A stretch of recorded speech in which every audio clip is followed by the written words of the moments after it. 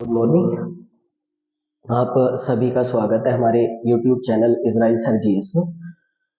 और जैसा कि हम सब लोग मिलकर ऐसे महत्वपूर्ण तथ्यों पर बातें कर रहे हैं जो आपके लिए बहुत ज़्यादा महत्वपूर्ण और बहुत ज़्यादा एग्जाम की दृष्टि से वैल्यूएबल और महत्वपूर्ण है। तो कृपया करके सभी व्यक्ति उन्हें सीरियसली लें।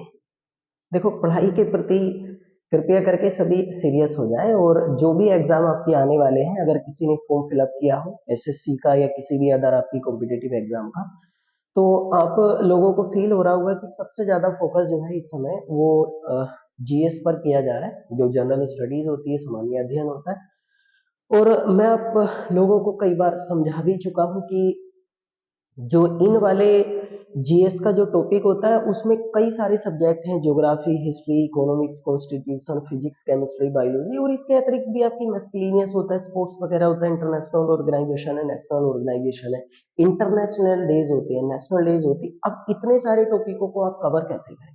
तो देखो, हम सब लोग आपके हमारे मिलकर एक ही तथ्य पर बात करते हैं, और मैं आपसे बार बार कोशिश करता हूँ बताने की कि कृपया करके आप टॉपिकों को रिलेटेड करना सीख लें। अब जो भी अखबार में, न्यूज में आपकी जो भी खबरें चल रही है, उन खबरों को आप रिलेटेड करना सीख लें, और उन्हें अगर जोड़ना हमारे खबरों को हमसे आ जाता है, तो फिर जीएस कभी भी आपकी पोर्शन जो होगा वो बाहर नहीं जाएगा। और उन आपकी हमारी टॉपिकों पर हम महत्वपूर्ण तरीके से बात करते हैं, और जैसे जैसे अखबार में चलते हैं तो वैसे वैसे आपकी हमारी उन टॉपिकों का किसी ना किसी सब्जेक्ट से कोई ना कोई रिलेशन होता है। अगर आप लोग पहली बार भी हमारे साथ जुड़ रहे हैं, तो मैं इस प्रकार आप लोगों को आपकी समझाने की कोशिश करता हूँ, शायद आप सब लोगों की आपकी समझ में वो चीजें आ जाती हैं। और वैसे भी हम सब्जेक्ट वाइज भी बहुत सारे टॉपिकों पर बातें कर चुके हैं, जैसे हमने ज्योग्राफी स्टार्ट करा था, और आने वाले समय में भी ज्योग्राफी से रिलेटेड बहुत सारे तथ्यों पर बातें करेंगे। लेकिन आज हम अपने इस इजराइल सर जीएस वाले जो यूट्यूब चैनल है, इसमें आज हम सब लोग आपके मिलकर बात करेंगे कि हाल फिलहाल में आपकी जो भी करंट अफेयर्स की न्यूजें रही हैं, करंट अफेयर्स, जो भी करंट अफेयर्स की आपकी न्यूजें रही हैं, जिसको हम हिंदी में समसामयिकी के नाम से जानते हैं, तो उनसे रिलेटेड आपकी कुछ महत्वपूर्ण खबरों पर आज हम सब लोग मिलकर बातें करेंगे कि कौन कौन सी खबरें आपकी जनवरी में सबसे महत्वपूर्ण आपकी चर्चा में रही हैं। और मैं एक या दो दिन आपकी इन महत्वपूर्ण खबरों पर आप लोगों से बातें करूंगा, और आप लोग समझने की कोशिश करना, और उनकी वैल्यूएबल चीज आप लोगों को आपकी हमारी कैचअप करनी है, उनकी वैल्यू आप लोगों को एग्जाम की दृष्टि से समझनी है कि हमारे लिए वो कितनी ज्यादा महत्वपूर्ण है। और आपको देखकर ही लगेगा कि हाँ, ये खबरें आपकी बहुत ज्यादा एग्जाम में मालूम किए जाने की पॉसिबिलिटी है, संभावना है। तो आइए हम शुरू करते हैं, लेकिन उससे पहले मैं सब लोगों से एक ही रिक्वेस्ट करता हूँ, कृपया करके, जैसे मैं आपके लिए या हम सब लोग मिलकर आपकी मेहनत करें, कृपया सभी आपकी हमारी लोग कोशिश करें कि ज्यादा से ज्यादा लोगों तक हमारी वीडियो को पहुंचाएं, और चैनल को सब्सक्राइब कराने की कोशिश करें। और वीडियो अगर आपको, क्लासेस जो है हमारी बहुत अच्छी अगर आपको बेनिफिट दे रही है, तो कृपया करके आपकी उनको लाइक करने की कोशिश किया करें, लेकिन ज्यादा से ज्यादा लोगों तक हमारी पहुंचाएं, और शेयर करें, और सब्सक्राइब बहुत ज्यादा से ज्यादा आपकी हमारी लोगों तक कराने की इसे कोशिश करें आपकी, है ना। मैं आपसे यही उम्मीद करता हूँ, बार बार पर डे आपके यहाँ से यही बोलता हूँ कि ज्यादातर लोगों तक हमारी वीडियो को इस पहुंचाएंगे, और जरूर सब्सक्राइब कराने की कोशिश करेंगे। तो आइए आज की महत्वपूर्ण जो जनवरी माह की खबरें हैं उनसे रिलेटेड हम बात करते हैं। देखिए, सबसे महत्वपूर्ण खबर है आपकी इलेक्शन कमीशन से। इलेक्शन कमीशन, अब लिखना स्टार्ट करें। इलेक्शन कमीशन को हिंदी में जो बोला जाता है वो कहते हैं आपकी निर्वाचन आयोग, ये है ना। अब देखो, आप लोगों को थोड़ी बहुत जानकारी आपकी होनी भी चाहिए कि इलेक्शन कमीशन पर हमने इसी अपने यूट्यूब चैनल पर आपकी प्रीवियस डेज में आपकी क्लास आपकी अपलोड कर रखी है, तो कृपया करके उस वाली क्लास को आप एक बार देख लें। देखो, अब निर्वाचन आयोग ये इलेक्शन कमीशन से जुड़ी हुई आपकी खबर है क्या, मैं उस वाली खबर को आपको बताता हूँ।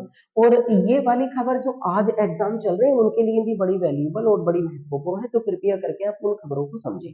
देखो, ये है कि जैसे हम लोग आपके हमारी जिस भी क्षेत्र में हम रह रहे हैं, वो हमारा मूल क्षेत्र है। जिस भी क्षेत्र में हमारा जन्म हुआ है, जहां हम रह रहे हैं, वो मूल क्षेत्र है। अब फिर हम अर्निंग करने के उद्देश्य से, है ना, अर्निंग का मतलब होता है कमाने के उद्देश्य से हम लोग बाहर चले जाते हैं, बाहर, है ना। अब बाहर गए व्यक्ति को क्या बोला जाता है, आपकी प्रवासी। सभी लोग जानते हैं। जैसे हम लोग अगर यूपी के रहने वाले हैं तो कमाने के उद्देश्य से मान लेते हैं हम लोग आपकी मध्य प्रदेश चले जाते हैं या दिल्ली चले जाते हैं, किसी भी अदर स्टेट में अगर हम लोग चले जाते हैं तो हम लोग जो हुए वे उन क्षेत्रों के लिए प्रवासी हुए। अब ये जो लोग आपके प्रवासी होते हैं जो अपने मूल क्षेत्र से कमाने के उद्देश्य से बाहर चले जाते हैं, अगर इनके इस मूल क्षेत्र में अगर इनके इस मूल क्षेत्र में कोई भी इलेक्शन होता है, कोई भी चुनाव होता है ना, कोई भी इलेक्शन हुआ, मान लेते हैं कोई भी चुनाव हुआ, जैसे जैसे आपकी विधानसभा का चुनाव हुआ मान लेते हैं, या फिर जैसे मान लेते हैं आपकी लोकसभा के लिए चुनाव हुआ, ये बात है ना, कोई भी एक चुनाव हुआ, जैसे हमारे उत्तर प्रदेश में मान लेते हैं विधानसभा की सीटों के लिए एमएलए के लिए चुनाव हुआ, या फिर लोकसभा यानी मेंबर ऑफ पार्लियामेंट एमपी के लिए अगर चुनाव हुआ, तो फिर ये वाले जो आपकी यूपी से बाहर कमाने ये लोग गए हैं, मान लेते हैं उत्तर प्रदेश से प्रवासी लोग, फिर ये इस इलेक्शन में आपकी कंट्रीब्यूशन नहीं कर पाएंगे, अपना वोट तो नहीं दे पाएंगे ना, अपना वोट तो ये डाल ही नहीं पाएंगे। तो अब इसमें ये होता है कि ये लोग आपकी वोट नहीं डालते, तो फिर जो वोटिंग परसेंटेज होता है, देखो समझना है ना, वोटिंग जो परसेंटेज होता है वो वोटिंग परसेंटेज आपकी कम रह जाता है। सरकार तो चुन ली जाती है, ये प्रतिनिधि का चुनाव तो हो ही जाता है, लेकिन वोटिंग परसेंटेज कहीं 30% है, कहीं 40% है, कहीं 50% है, 60 से ऊपर बहुत कम जाता है। तो अब इन लोगों को भी मतदान में भागीदारी करानी है, यानी कि जो आपकी प्रवासी लोग होते हैं, तो प्रवासी लोग भी जहां भी वो रह रहे हैं, है ना, जहां भी वह रह रहे हैं, वहीं से वह व्यक्ति वहीं से वह व्यक्ति अपने मतदान क्षेत्र के लिए अपने मतदान क्षेत्र के लिए अपने मतदान क्षेत्र के लिए वह व्यक्ति मतदान कर सकते हैं। और इस प्रकार की आपकी जो पहल है वो किसके द्वारा की गई है, आपकी भारत के इलेक्शन कमीशन के द्वारा आपकी की गई है। समझ में आई, यानी कि जैसे कोई भी व्यक्ति आपकी कहीं भी रह रहा है, जैसे वो यूपी का व्यक्ति केरल में रहकर आपकी अर्निंग कर रहा है, कमा रहा है, वहां कोई भी आपकी हमारी एम्प्लॉयमेंट में लगा हुआ, रोजगार में लगा हुआ है, तो ये व्यक्ति वहीं पर जहां पर वो रह रहा है, यानी कि प्रवासी व्यक्ति, ये जो आपकी प्रवासी व्यक्ति होगा जहां वो रह रहा है वहीं से अपने मतदान क्षेत्र में वहीं से अपने मतदान क्षेत्र में वो भाग ले सकता है, वहीं से अपना वोट डाल सकता है। इसके लिए क्या करा है आपकी, इसके लिए इलेक्शन कमीशन ने, निर्वाचन आयोग ने एक मशीन बनाई है, और इस वाली मशीन का नाम रखा है RVM। मैं समझाऊंगा, पूरी डिटेल में आपको समझा के जाऊंगा। इसमें RVM आपकी एक मशीन बनाई है, इसका पूरा नाम है आपकी रिमोट, पूरा नाम लिखें आप, रिमोट इलेक्ट्रॉनिक वोटिंग मशीन, है ना, voting machine, remote electronic voting machine है। ये लिखें, ये वाली जो मशीन आपकी हमारी किसकी देख रेख में बनाई गई है, अगर देख रेख में बात करें तो ये आपकी हमारी बनाई गई है इलेक्शन कमीशन की देख रेख में। इस मशीन को बनाया जो है वो इलेक्ट्रॉनिक कॉरपोरेशन ऑफ इंडिया, एक कंपनी है ना, इलेक्ट्रॉनिक कॉरपोरेशन ऑफ इंडिया।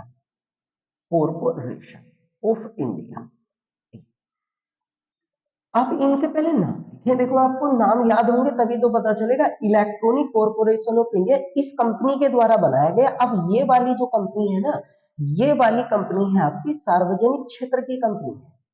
अब आप लोग आपकी तुरंत समझ जाया करें, मैंने आपको एक्सप्लेन कई बार करा होगा। दो क्षेत्र होते हैं भारत में, सार्वजनिक क्षेत्र को इंग्लिश में पब्लिक सेक्टर बोलते हैं, एक निजी क्षेत्र होता है प्राइवेट सेक्टर। सार्वजनिक क्षेत्र का मतलब होता है सरकार के अंतर्गत काम करने वाली, प्राइवेट सेक्टर का मतलब होता है सरकार से मंजूरी लेकिन मालिक उसका कोई भी एक इंडिविजुअल पर्सन होता है। तो गवर्नमेंट सेक्टर की है वाली संस्था, इस संस्था ने इस मशीन को बनाया है। किसकी देखरेख में बनाया गया है, आपकी इलेक्शन कमीशन। नाम पूरा क्या है आपकी, रिमोट वोटिंग मशीन, आपकी रिमोट इलेक्ट्रॉनिक वोटिंग मशीन, ई साइलेंट किया गया है आपकी हमारी, है ना, और वोटिंग और मशीन इसका नाम रखा गया है। अब देखो आपकी हमारी इसका होगा क्या, ये नाम जरूर लिखें। किसके लिए बनाई गई है आपकी हमारी ये मशीन, प्रवासी व्यक्तियों के लिए, है ना, प्रवासी व्यक्तियों के लिए अपने मतदान क्षेत्र में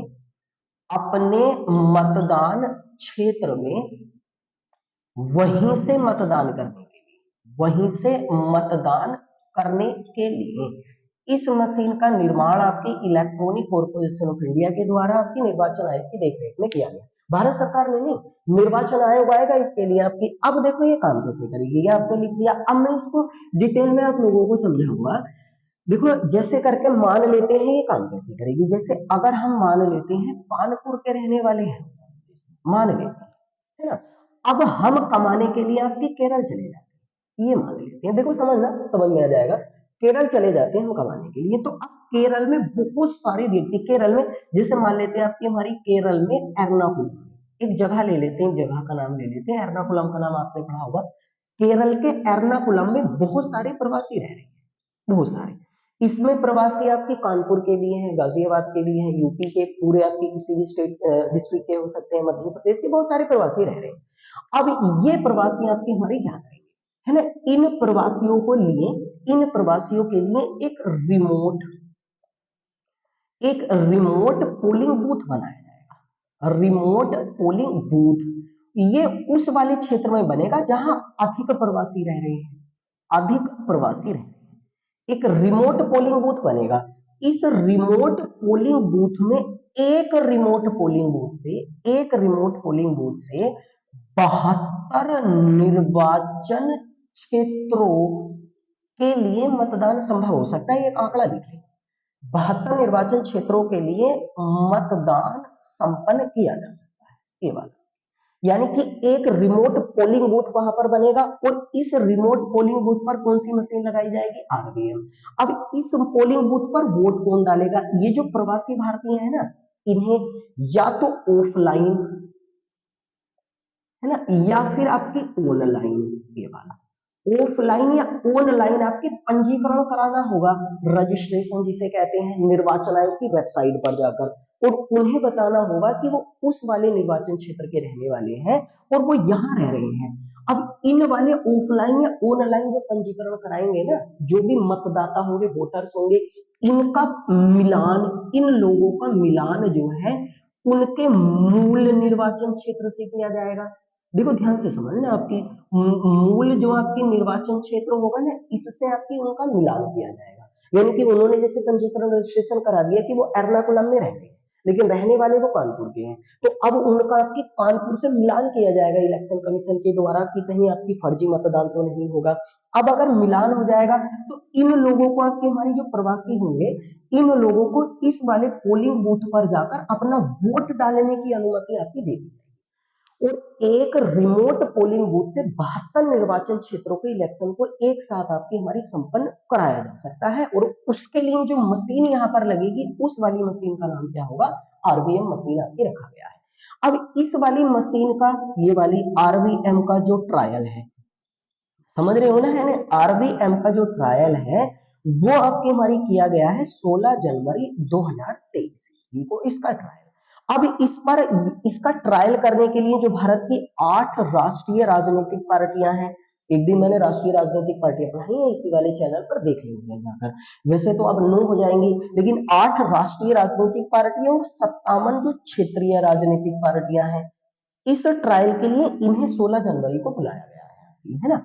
और किसी भी व्यक्ति को कोई अगर आपत्ति है तो 31 जनवरी पर इस पर आपकी हमारी आपत्ति मांगी गई। यानी कि किसी भी व्यक्ति को लेकर कोई सजेशन देना है, कोई आपत्ति दर्ज करानी है, तो 31 जनवरी तक इस मशीन को लेकर आपत्ति दर्ज करा सकता है। और ये मशीन कैसे काम करेगी, पोलिंग बूथ बनाया जाएगा, रजिस्ट्रेशन कराना पड़ेगा, मिलान होगा, इस पर आपकी वोट डाल सकते हैं। अब यहाँ वोट डालेंगे, फिर उनके वोटों की जब काउंटिंग की जाएगी तो उसी वाले निर्वाचन क्षेत्र में उस वोट को जोड़ दिया जाएगा, काउंट कर दिया जाएगा, जिस वो इलेक्शन आपकी हमारी फील्ड से, जिस निर्वाचन क्षेत्र से वो आता है। अब देखो ये काम जो करेगी आपकी, ये इस प्रकार करेगी। अब ना इसको भारत में लागू करने के लिए, देखो समझना, अब ये वाली जो चीज होगी ना आपकी हमारी, इसको भारत में लागू करने के लिए, ये जो आरवीएम आपकी प्रणाली है, इसको भारत में लागू करने के लिए जो निर्वाचन आयोग है ना, जो इलेक्शन कमीशन है, उसे कुछ अधिनियम में संशोधन करना पड़ेगा। अधिनियम में आपका कुछ संशोधन करना पड़ेगा। अब इन अधिनियमों के आप नाम लिखिए, यानी कि उन अधिनियम में संशोधन करने के बाद इस मशीन का वहां ब्यौरा देना पड़ेगा। एक तो होगा आपकी हमारी, इसमें है जन प्रति अधिनियम, जन प्रतिनिधि अधिनियम 1951 और एक 1950, ये दो अधिनियम आए थे। एक तो आपकी इसको जनप्रति अधिनियम को कई बार आपकी लोक प्रतिनिधि अधिनियम भी आ जाता है लिखा हुआ, लोक प्रति अधिनियम, यानी कि 1951 और 1950, इनमें दोनों में संशोधन करना पड़ेगा सरकार को। एक अधिनियम हो गया, ये लिख लें कब कब पारित हुए, नाम भी आपको पता ही चल जाएगा। एक है आपके निर्वाचन का संचालन नियम, निर्वाचन का संचालन नियम 1961, इसमें संशोधन करना पड़ेगा। तीसरा है आपके निर्वाचक रजिस्ट्रीकरण, रजिस्ट्रीकरण नियम 1960, ये वाला है ना, ये। अब इनमें संशोधन करना पड़ेंगे आपकी, एक तो इस अधिनियम में संशोधन करना पड़ेगा, एक इसमें संशोधन करना पड़ेगा और इसमें संशोधन करना पड़ेगा, तब जाके आरबीआई प्रणाली को भारत में लागू किया जाएगा। पूरा नाम याद रखना, किस कंपनी ने बनाया है और किस संस्था के मार्गदर्शन में इसको तैयार किया गया है, आपके इलेक्शन कमीशन के आपकी दौर में इस आपकी मशीन को तैयार किया गया है। ये काम जो है ना, ये आरबीएम जो काम है वो ईवीएम की तरह ही करेगी। ईवीएम का तो पूरा नाम हम जानते हैं ना, वोट डालने वाली जो मशीन होती है, इलेक्ट्रॉनिक वोटिंग मशीन। लिख लें जिसे नहीं पता हो, ईवीएम का भारत में सबसे पहली बार प्रयोग 1982 ईस्वी में केरल में हुआ था, और केरल के पारूर विधानसभा क्षेत्र में इसका सबसे पहले प्रयोग आपके किया गया था। ये भी लिख लें, ईवीएम इलेक्ट्रॉनिक वोटिंग मशीन इसका पूरा नाम है। इसका आविष्कार अमेरिका में किया गया था, पूरी दुनिया में सबसे पहले आपकी इलेक्ट्रॉनिक वोटिंग मशीन, इसी की तरह ये मशीन काम करेगी। अब ये जो आरबीएम आपकी, इसके लिए 3 अधिनियमों में संशोधन करना पड़ेगा इलेक्शन कमीशन को, तब जाके इसको आपकी मान्यता दी जाएगी। अब देखो, जैसे करके ये वाली मशीन आपकी हमारी चर्चा में आई है, तो इस वाली मशीन के आपकी चर्चा में आ जाने से ना आप लोगों को आपकी क्या पढ़ना पड़ेगा, अब पूरे का पूरा जो इलेक्शन कमीशन है ना, ये आपको पूरा पढ़ना पड़ेगा। इलेक्शन कमीशन के बारे में मैं जल्दी से बता देता हूँ आपकी कुछ बातें। इसकी स्थापना 25 जनवरी 1950 को हुई थी निर्वाचन आयोग की, और इसीलिए भारत में प्रति एक वर्ष 25 जनवरी को आपकी राष्ट्रीय मतदाता दिवस मनाया जाता है। राष्ट्रीय मतदाता दिवस, इंग्लिश में कहते हैं इसको आपकी भाई नेशनल वोटर्स डे, इंग्लिश में बोला जाता है। तो ये भी हमारे भारत के सबसे पहले मुख्य निर्वाचन आयुक्त जो थे ना, मुख्य निर्वाचन आयुक्त, वैसे हमने पूरी क्लास इस पर पढ़ रखी है, तो पढ़ लें जिन्होंने नहीं पढ़ी है। उनका नाम है भैया आपके सुकुमार सेन। ये भारत के सबसे पहले चीफ इलेक्शन कमिश्नर थे, मुख्य निर्वाचन आयुक्त थे। अगर हम बात करें आपकी, तो निर्वाचन आयोग एक संवैधानिक संस्था है, और इसका ब्यौरा जो है, भारत में एक निर्वाचन आयोग होगा, वो भारतीय संविधान के किस अनुच्छेद में किया गया है, अनुच्छेद नंबर 324 में आपके इसका ब्यौरा दिया गया है। वर्तमान समय में अगर हम बात करें आपकी, तो भारत के जो मुख्य चीफ इलेक्शन कमिश्नर है, सीईसी मुख्य निर्वाचन आयुक्त है आपकी, वो राजीव कुमार है। और राजीव कुमार जो है आपकी, वो कौन से नंबर के, आपकी 25वें नंबर के मुख्य निर्वाचन आयुक्त है। इस समय निर्वाचन आयोग जो होता है ना, इलेक्शन कमीशन, इसमें आपकी 3 सदस्य होते हैं। एक तो मुख्य निर्वाचन आयुक्त होता है और 2 अन्य होते हैं। 2 अन्य में एक है आपकी इस समय अनूप चंद्र पांडे जी, ये इस समय आपकी हमारी, और एक जिनकी नियुक्ति को लेकर विवाद था कि हमारी अरुण गोयल, एक वर्तमान में आपकी इसमें जो है वो कौन है, आपकी अरुण गोयल है, ये वाला है ना। तो अरुण गोयल और अनूप चंद्र पांडे 2 अन्य हैं। मुख्य राजीव कुमार 25वें नंबर के, अनुच्छेद 324 में सबसे पहले ये थे आपकी, गठन 25 जनवरी 1950 को, और इसीलिए 25 जनवरी को राष्ट्रीय मतदाता दिवस या नेशनल वोटर्स डे मनाया जाता है। पहला नेशनल वोटर्स डे आपकी 2011 ईस्वी में मनाया गया था, 2011। अब देखो बन गया ना, आरबीएम की चर्चा में आ जाने से ईवीएम भी पढ़ना पड़ेगा, इलेक्शन कमीशन भी पढ़ना पड़ेगा, इलेक्ट्रॉनिक कॉर्पोरेशन ऑफ इंडिया, ये पूरे अनुच्छेद आप लोगों को आपके पढ़ने पड़ेंगे। तो इलेक्शन कमीशन को एक बार पढ़ लें, कॉन्स्टिट्यूशन का अच्छा टॉपिक तैयार हो जाएगा, और आपकी तैयारी इसमें बढ़िया सी हो जाएगी। हो गया। एक खबर ये थी जो सबसे मुख्य और सबसे महत्वपूर्ण खबर मैंने आप लोगों को बताई है, वो खबर आपकी हमारी यही है, जो जनवरी माह की सबसे महत्वपूर्ण आपकी हमारी खबर थी, वो पूरी की पूरी आपकी हमारी कौन सी बताई गई है, वो इलेक्शन कमीशन की आपकी निर्वाचन आयोग। अगली खबर के बारे में अगर हम लोग बात करेंगे आपकी हमारी, तो अगली महत्वपूर्ण, सबसे महत्वपूर्ण खबर जो है आपकी हमारी, उसके बारे में लिखें, एक व्यक्ति का हाल ही में देहांत हुआ। 31 दिसंबर 2022 ईस्वी को एक व्यक्ति का निधन हुआ। अगली खबर पर पढ़ने वाले हैं भैया, है ना। और इनका नाम था आपकी pope Benedict. Pope Benedict, pope Benedict, इनका निधन हुआ। और इनका निधन जो हुआ है आपकी, वो हुआ है आपकी भाई 95 वर्ष की एज में, 95 वर्ष की आयु। इनका निधन जो हुआ है वो हुआ है आपकी वेटिकन सिटी में। वेटिकन सिटी मैं पूरा समझाऊंगा आप लोगों को, जैसे इलेक्शन कमीशन बताया है ऐसे ही पूरा बता के जाऊंगा, डोंट वरी, आप चिंता ना करें। अब पहले मैं इसके बारे में थोड़ा सा बता दूं। वेटिकन सिटी है ना, वेटिकन सिटी विश्व का सबसे छोटा देश है। एक आप ये लिखिए, विश्व का सबसे छोटा देश, कंट्री, है ना, क्षेत्रफल के आधार पर भी और जनसंख्या के आधार पर। इसका क्षेत्रफल आप लिख ले, मात्र 44 हेक्टेयर है, हेक्टेयर, ठीक है। और इसकी जनसंख्या आपकी 1000 है, ठीक है ना। इसकी राजधानी की अगर हम बात करेंगे आपकी, तो इसकी राजधानी जो है वो वेटिकन सिटी ही है, वेटिकन सिटी, ठीक है भैया, है ना। इसमें जो मुद्रा चलती है आपकी, करेंसी, वो चलती है यूरो, मुद्रा वहां पर चलती है आपकी, वो यूरो चलती है। और ये जो देश है ना आपकी वेटिकन सिटी, वो इटली की जो कैपिटल है, इटली की राजधानी रोम, इसके पीछे बसा हुआ है ये वाला। तो इसका मतलब कह सकते हैं कि ये वाला शहर जो है वो किस नदी के तट पर है आपकी, टाइबर नदी के तट पर है, क्योंकि इटली की राजधानी आपकी रोम जो है टाइबर नदी के तट पर बसा हुआ एक खूबसूरत शहर है। तो वेटिकन सिटी के बारे में आपको पहले जानकारी मैंने बता दी, ये यूरोप महाद्वीप पे पड़ता है। इसके बारे में अगर हम बात करेंगे ना, तो ये किस कॉन्टिनेंट में पड़ता है आपकी, यूरोप महाद्वीप में पड़ता है। पूरी दुनिया का क्षेत्रफल और जनसंख्या के आधार पर सबसे छोटा देश है। वहीं पर एक व्यक्ति का देहांत हुआ है और इनका नाम था पोप बेनेडिक्ट 16। इनका पूरा नाम लिखे आपकी हमारी, है ना, पोप बेनेडिक्ट आपकी 16 इनका पूरा नाम है। और पोप बेनेडिक्ट 16 आएगा इनके पीछे लगा हुआ, 95 वर्ष की आयु में इनका 31 दिसंबर 2022 को निधन हुआ। अब जो महत्वपूर्ण है मैं समझाऊंगा सारा, आपके पहले वेटिकन सिटी आपकी समझ में आ ही गया हुआ है ना। अगर इनके बारे में आपकी हमारी बात करें आपकी, है ना, तो आप देखो, अब मैं बताना स्टार्ट करता हूँ इनके बारे में आपको सब कुछ, है ना। ये वाला जोसेफ रत्जिमर, इनका जो वास्तविक नाम था, पहले ये लिखिए वास्तविक नाम, वो था इनका जोसेफ रत्जिमर, जोसेफ रत्जिमर। जो वर्तमान में इनका नाम था, वर्तमान में, है ना, वो नाम लिखा ही हुआ है ऊपर आपकी, पोप बेनेडिक्ट, पोप बेनेडिक्ट 16। या देखो ऐसे भी लिखा हुआ आएगा आपकी हमारी, इनका नाम जो होगा ना वो ऐसे भी लिखा हुआ आएगा, पोप बेनेडिक्ट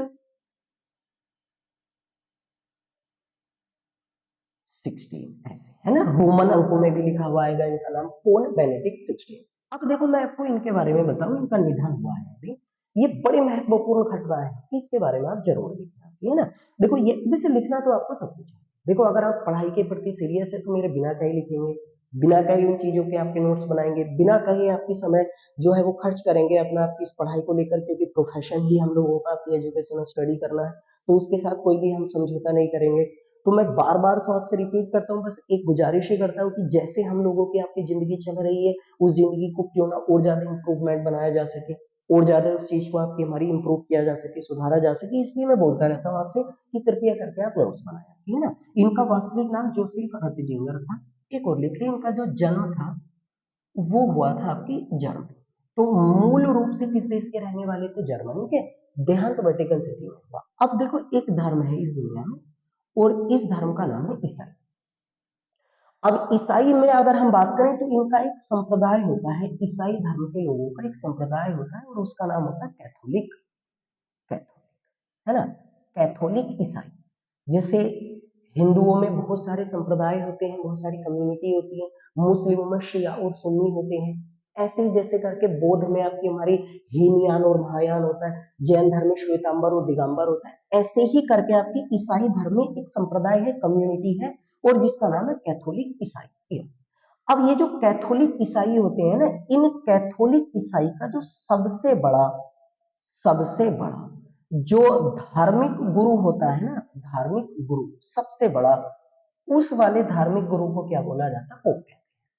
देखो आपने नाम सुना होगा, जैसे मुस्लिम संस्कृति या हिंदू संस्कृति में आपकी छोटे स्तर से आपकी हमारी धार्मिक गुरुओं के नाम पढ़ने स्टार्ट हो जाते हैं और बड़े स्तर पर जाकर नाम चेंज होते रहते हैं। ऐसे ही करके आपकी ईसाई जो संस्कृति होती है उसमें छोटे स्तर पर आपकी जो धार्मिक गुरु होता है उसको कह देते हैं फादर।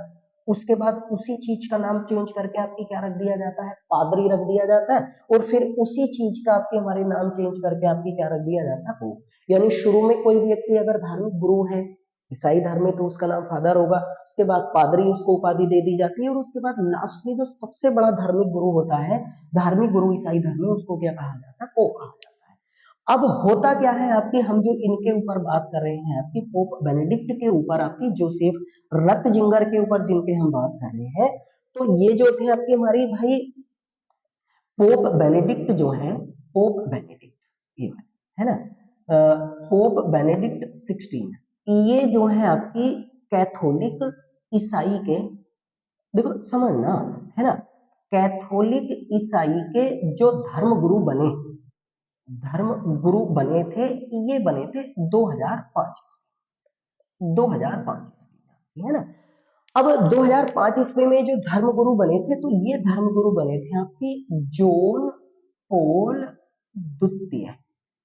इनके निधन के बाद, इनके निधन के बाद जो आपके धार्मिक गुरु बने थे भैया, वो कौन बने थे? आपकी पोप बेनेडिक्ट बने।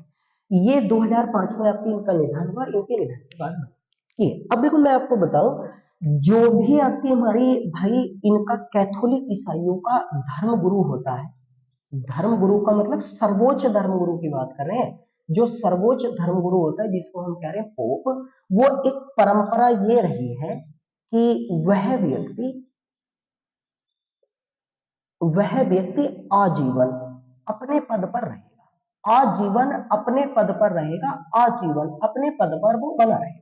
यानी जब तक वो जीवित है तब तक वो अपने पद पर बना रहेगा, जब तक वो जीवित है वो हमेशा वो अपने पद पर बना रहेगा, यानी वो आपकी धर्मगुरु यानी क्या बना रहेगा? वो पोप बना रहेगा। लेकिन क्या हुआ था, अब समझ में आई ना आपकी, आप लोगों का है ना। अब लेकिन क्या हुआ था कि ये जॉन पॉल द्वितीय का नाम भी याद रखना। अब लेकिन क्या हुआ था, ये जो पोप बेनेडिक्ट थे 2005 ईस्वी में तो आपकी पोप बने जॉन पॉल द्वितीय के स्थान पर, लेकिन इन्होंने 11 फरवरी, डेट भी याद रखने में भाई, 2013 ईस्वी को अपने पद से इस्तीफा दे दिया, इस्तीफा। अब आप समझ रहे हो ना कि परंपरा ये थी कि आजीवन वो आपकी हमारी बने रहेंगे अपने पद पर, लेकिन इन्होंने इस्तीफा दे दिया।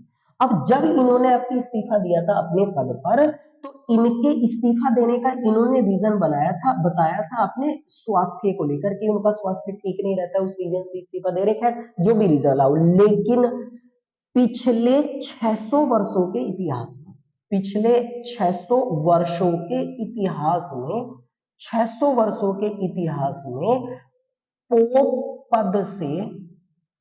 पद से इस्तीफा देने वाले, इस्तीफा देने वाले ये पहले पोप है भैया, ये पहले पोप है। आप समझ रहे हो ना, इसलिए महत्वपूर्ण है, क्योंकि इन्होंने इस्तीफा नहीं देना चाहिए था, लेकिन इन्होंने अपने स्वास्थ्य रीजन का हवाला देते हुए 2013 में इस्तीफा दिया, और पिछले 600 वर्षों के इतिहास में पहले पोप है जिन्होंने अपने पद से आपकी रिजाइन करा था, अपने पद से इस्तीफा दिया था। इन्हीं के इस्तीफे के बाद, इन्हीं के इस्तीफे के बाद वर्तमान समय में जो पोप है ना आपकी, वर्तमान समय में उनका नाम है आपकी पोप फ्रांसिस। जो वर्तमान समय में आपकी पोप है, ये पोप बने थे, इनका भी नाम याद रखना। तो वर्तमान में आपकी पोप कौन है? पोप फ्रांसिस है। इनकी स्थिति के बाद बने थे आपकी 600, यानी कि अब अगर हम बात करें ना आपकी, देखो ये चीजें आपको लिख कर ही याद रहेंगी, मैं बार बार आप लोगों से बोलता हूं। अगर हम बात करें तो इससे पहले 1412 ईस्वी में, 1412 ईस्वी में एक थे आपकी पोप ग्रेगरी, और इनका पूरा नाम था पोप ग्रेगरी 12 को ऐसे भी तो लिखा आ सकता है भाई, आपकी ऐसे भी याद रखना, पोप ग्रेगरी 12। इन्होंने 1412 ईस्वी में अपने पद से इस्तीफा दिया था, इस्तीफा दिया था।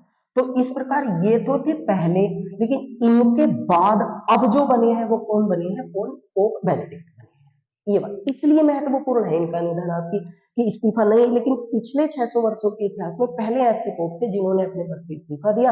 वो कौन से व्यक्ति रहे हैं आपकी? वो पोप आपकी भाई बेनेडिक्ट रहे, जिनका मूल नाम आपकी रतजिंगर था, आपकी मैंने बता दिया जोसेफ। निधन, अब देखो मैं आपको एक जानकारी और दे दूं आपकी, अब ये जो पोप है ना, ये जो आपकी कैथोलिक आपके ईसाई होते हैं, तो कैथोलिक जो ईसाई होते हैं ये वाले, है ना, कैथोलिक जो ईसाई होते हैं, इनके जो सर्वोच्च धार्मिक गुरु होते हैं, है ना, सर्वोच्च जो धार्मिक गुरु हैं, ये ये जो रहते हैं, ये वेटिकन सिटी में रहते हैं। वेटिकन सिटी यानी इनके रहने की जो स्थान है वो एक देश इन्होंने अलग बना रखा है, वहां पर महिलाओं का प्रवेश वर्जित है, केवल पुरुष पुरुष रहते हैं। पुरुषों में भी कौन रहते हैं आपकी? ज्यादातर व्यक्ति आपकी पोप रहते हैं, उनमें आपकी पादरी, पोप या फादर, ये लोग रहते हैं, इसीलिए वेटिकन सिटी में उनका ध्यान है।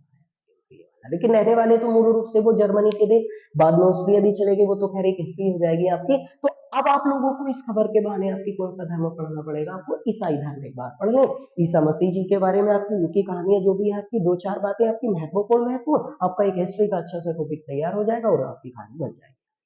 ठीक हुआ। अब अगली खबर पर बात करते हैं आपकी, ठीक है भैया, है ना। ये दो बड़ी महत्वपूर्ण, अब देखो दो खबरों से कम 50 क्वेश्चन बन गए होंगे आपके लिए जो मैंने बताई। एक खबर और लिख लें आपकी, जनवरी माह में एक खबर आपने पढ़ी होगी, एक फुटबॉलर है इस दुनिया के आपकी, क्रिस्टियानो रोनाल्डो। क्रिस्टियानो रोनाल्डो ये मूल रूप से रहने वाले हैं आपके पुर्तगाल के। अब इन्होंने जो फुटबॉल क्लब के लिए आपका हस्ताक्षर, फुटबॉल क्लब के लिए आपकी हमारी जो एक इन्होंने भैया आपका हस्ताक्षर करे हैं, तो अब मैं आप लोगों के लिए बता दूं कि अब क्रिस्टियानो रोनाल्डो जो है जिस फुटबॉल क्लब के लिए खेलेंगे, उस वाले फुटबॉल क्लब का नाम होगा अल नासिर। अल नासिर ये सऊदी अरब का फुटबॉल क्लब है, सऊदी अरब का ये वाला, है ना। और इन्होंने 2025 ईस्वी तक के लिए कॉन्ट्रैक्ट किया है ना, कॉन्ट्रैक्ट 2025 ईस्वी तक के लिए सऊदी अरब के इसी वाले क्लब के लिए खेलेंगे। पहले ये जो क्लब के लिए खेलते थे, पहले वो मैनचेस्टर यूनाइटेड के लिए खेल मैनचेस्टर यूनाइटेड के लिए खेलते थे, यूनाइटेड। तो इससे इन्होंने अपना करार खत्म कर लिया, कॉन्ट्रैक्ट को हिंदी में करार कहते हैं, यहां से खत्म कर लिया, और अपना करार जो किया है आपकी, वो किस आपके हमारी क्लब के साथ अपना इन्होंने कॉन्ट्रैक्ट किया है आपकी भाई, वो अल नासिर क्लब के साथ इन्होंने अपना कॉन्ट्रैक्ट किया। आजकल फुटबॉल की चर्चा की, फुटबॉल वर्ल्ड कप मैं आपको पूरी डिटेल में आपकी इन्हीं क्लासेस में आपकी पढ़ा चुका हूँ कि क्या मतलब होता है उन सारी चीजों का, तो आप पढ़ेंगे। देखो मैं आप सब लोगों के लिए जानकारी के लिए बता दूं, जो नए व्यूअर्स होते हैं, जो नए आपके विद्यार्थी हमारे साथ जुड़ रहे हैं आपकी, कि कोई भी फुटबॉलर है, क्रिकेटर है, टेनिस प्लेयर है, कोई भी है, तो एक तो वो अपने देश के लिए आपकी खेलता है, और साथ ही साथ वो आपकी हमारी अपनी प्रोफेशनल जिंदगी के लिए किसी ना किसी क्लब की तरफ से भी वो आपकी खेलना स्टार्ट रखता है, ताकि वहां से भी उसकी अर्निंग होती रहे। जैसे एग्जांपल मैं दे देता हूँ, विराट कोहली जी का, जो इंडियन क्रिकेट टीम के आपके पूर्व कप्तान भी रहे हैं, या रोहित शर्मा को आप ले लें, तो भारत के लिए क्रिकेट खेलते हैं, लेकिन साथ ही साथ आईपीएल में भी ये मैच खेलते हैं। जैसे रोहित शर्मा मुंबई इंडियंस के लिए खेलते हैं और विराट कोहली रॉयल चैलेंजर्स बेंगलुरु। तो ये जो इन टीमों के लिए खेलते हैं, ये क्लब स्तर की टीमें होती हैं, यहाँ पैसे की अर्निंग करने के लिए खेलते हैं, और एक अपनी नेशनल टीम जो होती है, राष्ट्रीय स्तर की टीम, यानी अपने देश के लिए खेलते हैं। ऐसे ही करके ये खेलते, यानी फुटबॉल जो खेलते रहेंगे अपने देश पुर्तगाल के लिए ही खेलते रहेंगे, लेकिन क्लब स्तर का फुटबॉल अब किस क्लब के लिए खेलेंगे? अल नासिर क्लब के लिए खेलेंगे। 2025 तक के लिए इनका करार हुआ है। इतना महंगा करार है कि इनको एक वर्ष के लिए लगभग भारतीय रुपए में 1700 करोड़ रुपए आपकी हमारी इनको चार्ज किए जाएंगे। 1700 करोड़ रुपए देगा आपकी अल नासिर क्लब, और उस क्लब के लिए आपकी कौन खेलना जारी रखेंगे भैया? ये क्रिस्टियानो रोनाल्डो उस क्लब के लिए खेलना आपकी जारी रखेंगे। तो इस खबर को आप लोग आपकी हमारी लिख लें महत्वपूर्ण तरीके से, और इसको भी आप आपकी हमारी भैया अपने नोट्स बना लें, ठीक है भाई, है ना। ये तीसरी खबर थी। अगर हम अगली खबर के ऊपर हम बात करें, तो हमारा एक पड़ोसी देश है नेपाल। नेपाल के जो नए प्रधानमंत्री बने हैं अब जो, उनका नाम है आपकी पुष्प कमल दहल प्रचंड। इनका नाम आपने पढ़ लिया होगा, ये वाला, है ना। इन्होंने जो स्थान लिया है वो लिया है आपके शेर बहादुर देववा का। शेर बहादुर देववा, इनका स्थान इनके द्वारा लिया गया। यानी अभी तक ये थे प्रधानमंत्री, अब कौन बने हैं आपके? पुष्प कमल दहल प्रचंड बने हैं आपके हमारे वहां के प्रधानमंत्री। नेपाल में अगर हम बात करें तो पुष्प कमल दहल ने जो आपकी सरकार बनाई है, वो सरकार इनके द्वारा बनाई गई है आपकी केपी शर्मा ओली के साथ मिलकर। केपी शर्मा ओली, इनके साथ मिलकर आपकी सरकार बनाई गई है। यानी ये दोनों आपकी सरकार मिलकर आपकी बनाएंगे, केपी शर्मा ओली। इसमें कॉन्ट्रैक्ट हुआ है कि 2.5 वर्ष जो आपके प्रधानमंत्री रहेंगे वो तो रहेंगे पुष्प कमल दहल प्रचंड, और फिर अगले वाले आपके 2.5 वर्ष जो प्रधानमंत्री आपके नेपाल के बनेंगे वो केपी शर्मा ओली आपके प्रधानमंत्री बनेंगे आपकी। तो इनके साथ ये कॉन्ट्रैक्ट हुआ है। याद रखना, प्रचंड जो है वो आपके नेपाल के तीसरी बार प्रधानमंत्री बने हैं। तीसरी बार ये एक घटना है आपकी, इसको याद रखें। यानी तीसरी बार, इससे पहले वो 2 बार वहां के प्रधानमंत्री रह चुके।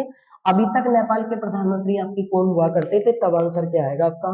शेर बहादुर देववा, ये प्रधानमंत्री रहा करते थे। इनके साथ मिलकर इन्होंने सरकार बनाई है। 2.5 साल, यानी कि इसका मतलब 5 साल वहां पर भी कार्यकाल होता है टोटल आपके प्राइम मिनिस्टर के, जैसे इंडिया की तरह है। अब इसमें बात करें तो नेपाल की जो आपकी संसद होती है ना, इस नेपाल की संसद में टोटल आपकी सीटें जो है वो 275 है।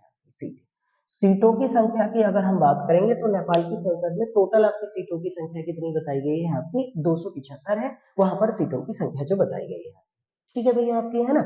ये एक अगली खबर है। अब जैसे नेपाल की चर्चा हो रही तो आपको याद ही होगा नेपाल की राजधानी आपकी काठमांडू है, और नेपाल में मुद्रा जो है वो रुपया चलती है। ऐसे ही करके मैं बता दूं, एक देश है आपकी इजराइल, और इजराइल के जो नए प्रधानमंत्री बने हैं आपकी, उनका नाम है आपकी बेंजामिन बेंजामिन नेतन्याहू। ये प्रधानमंत्री बने हैं। इन्होंने स्थान लिया है आपकी नेफ्ताली बेनेट का।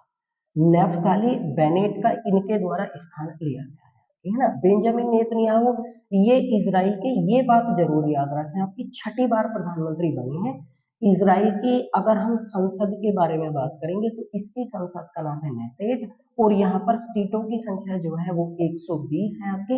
इनकी पार्टी का नाम जो है आपकी वो लिकुंड पार्टी है। लिकुंड पार्टी है इनकी जो पार्टी है ना।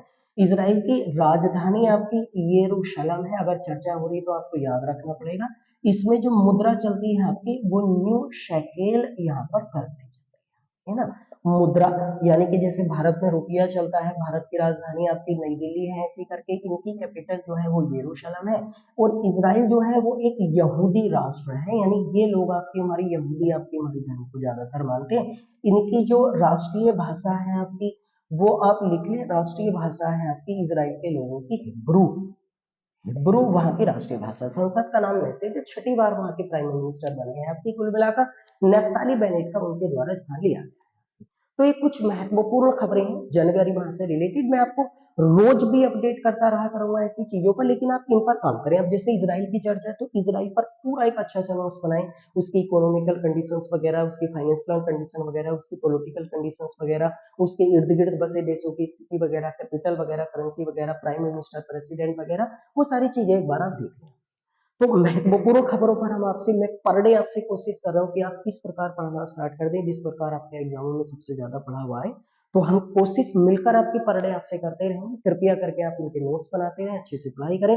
लेकिन बाद में आके मैं आप सबसे रिक्वेस्ट करता हूँ कि अगर आपको बहुत ज्यादा फायदेमंद लगती है तो प्लीज कृपया करके आप लाइक करें, ज्यादा से ज्यादा लोगों तक हमारी वीडियो पहुंचाएं, और इसको शेयर करें और सब्सक्राइब कराने की कोशिश करें। अच्छे से पढ़ाई करते रहिए, बने रहिए। हम आपसे बार बार आपकी हमारी मुलाकात करते रहेंगे। आपसे विदा चाहते हैं। Good bye.